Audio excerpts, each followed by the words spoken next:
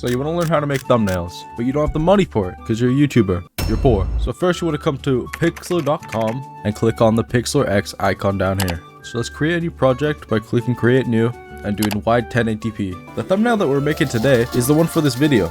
So we have our blank canvas here. First thing we want to do is go to google.com. So we're going to search up something cool like anime explosion. If you watch my gaming channel, you know that I like the anime explosion backgrounds because I've used it on 3 of my videos so far. We're just going to look for one that looks good. All right, this is my choice. We're just going to right click and press copy image. Press Ctrl V on the canvas to paste it in. So we don't want this character in our image. So we're just going to rotate it and resize this image so he's not in it anymore. I like to have a different color on one side of the image so then it can be behind the character that we're going to add. But before that, we're going to change the contrast. So click on it, press arrange and style, press adjust, press light and up the contrast. Not too much. 10 is probably good. We're going to change the saturation under color here, up it just a bit to 12, I would say. That looks good already. Next step is to find a character. For this one, we're just going to use a basic anime character. So I'm going to type in One Piece. Now this is a very important step. For when you go into images, press tools, go to color and press transparent. So all the images that show up now are actually transparent. This Doflamingo character looks perfect. I want him above this yellow and orange part, so I'm just going to rotate him so he fits better. We're going to get rid of these music notes later because music has nothing to do with this video. But first, let's add the text. So press the plus up here, add layer,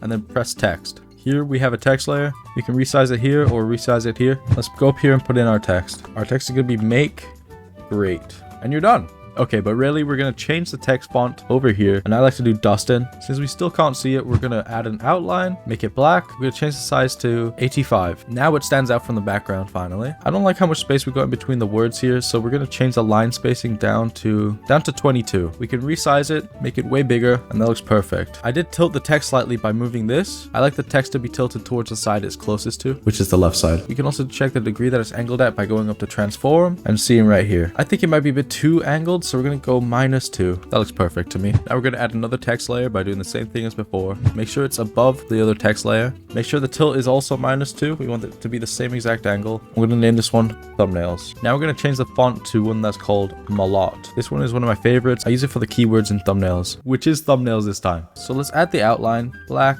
And we're going to make this one 100%. We're also going to add shadow down here. Roll down, make it black, make the opacity all the way up to 100 and the blur all the way down to 0. We're going to change the shadow direction so it's away from our character. Now we want to scroll back up to the fill. This will change the color of the text. Red looks pretty good, but I like to have gradients. So for our gradient here, I want it to be a light blue to a dark blue. So we're going to change this white by clicking on it and going down to color. Let's go get this light blue here. That already looks good. And click on the black and get the dark blue. That's looking great. I want the text to be more light blue, so we're going to drag this over towards the middle. And as you can see, it's mostly light blue now. You can finish here if you're happy with it, but I like to add more details. So to get this thumbnail text to stand out more, we're going to duplicate it by clicking on it, right clicking, and press duplicate layer. For the layer on top, which is duplicated, we're going to get rid of the outline and get rid of the shadow. And now we're going to close our project. I'm going to go up to these 4 squares up here and press Pixlr E. Now for the more detailed parts we're going to do, click on the duplicated layer without the outline or shadow of the text. And we're going to right click and press rasterize layer. This makes it so it's an image instead of a text. So now we cannot change it, but we can add filters and adjustments to it. We want to add inner glow from the filters tab. Make sure the feather's all the way up. I like to have the opacity down to 50%. I'm going to change the size of the inner glow until we're happy with it. I would say 30 is perfect. So we're going to apply that. If we click the eye over here, we can see the difference. This is before and this is after. Next thing I want to do is give our character an outline. So what we're going to have to do is stroke him. Go to the edit tab, press stroke. Normally I do white or black, but I want black since it's going to match the outline of the text. Size it up. I think 26 is perfect. Press apply. It's starting to look really good. But as I said before, I want to get rid of these music notes. So let's hide all the layers that are above him, which is just the text layers. Highlight him and press the scissors tool over here. When we're in the scissors tab, we can go up here and press the draw mask. We want to press brush and turn the softness all the way down. Now let's scroll in and delete all of these music notes. Perfect. He's all by himself. So now we can unhide all these layers and it's looking almost perfect. There's one more thing I want to add, and that is to make this yellow background look more orange. So we're going to go back to Pixlr X, which is just the same way we got to Pixlr E. So press in the background, and press the plus layer and press empty. Now in this empty tab, we're going to go over to draw. I'm going to turn the softness down. I'm going to change the size to 500 to 600. It doesn't matter. Since I want it to look more orange, I'm going to actually add the orange. This orange looks perfect. So let's just go over the yellow parts. Doesn't need to be perfect. Now we have officially ruined our image, but do not worry. All we have to do is go over to the 3 dots on the layer that we are on right now and go to blend mode. We're going to check all the blend modes to see which one looks the best.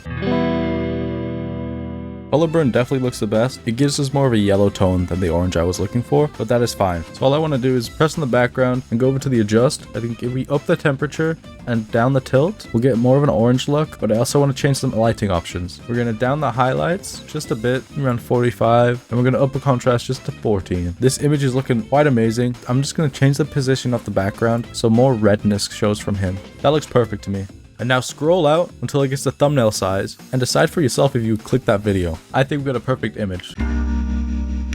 I really hope this helped you guys out a lot. I really want to make more videos like this, so please suggest some in the comments and hit subscribe to let me know that you want more. Join my Discord in the description. You can talk to me directly there and you can ask me anything you want. Bye.